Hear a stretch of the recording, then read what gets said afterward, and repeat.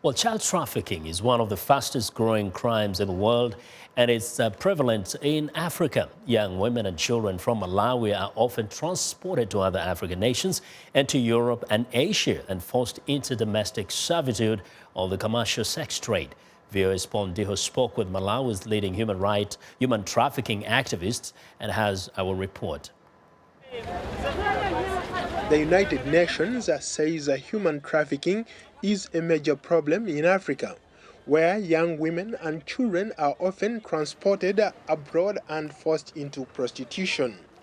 In the southern African nation of Malawi, it's an underground business driven by enormous profits. Boniface Mandele, a human rights trafficking activist based in Blantyre, Malawi, says that this heinous crime is at an all-time high. We have the organized networks that are facilitating especially the movement of children from Malawi to South Africa, because the 80% of the people that we have managed to rescue, they don't have a passports.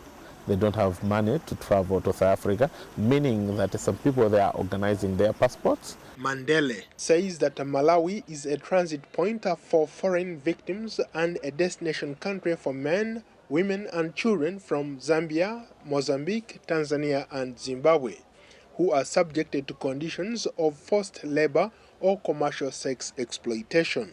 He observes that given the nature of this trade, statistics on the numbers of those who try to cross through Malawi are very sketchy. In terms of the especially for women and men, the reports, we don't have the particular statistics, because we haven't yet done any study on trafficking in persons in general. The studies that we have done before is specifically targeting children and young boys and young girls. Last year, the United States Department of State published a report that named Malawi as a source country for men, women and children to be trafficked for forced labor and sex. The report says that the Malawian government does not fully comply with the minimum standards for the elimination of trafficking. Mandele and other critics could not agree more.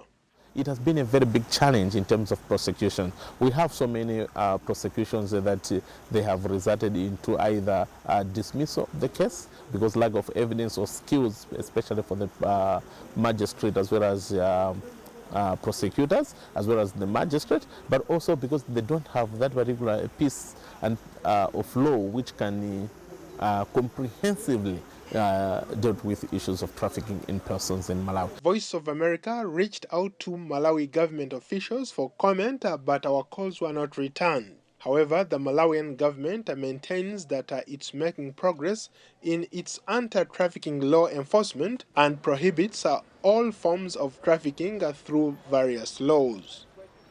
Ndiho, VOA News, Washington.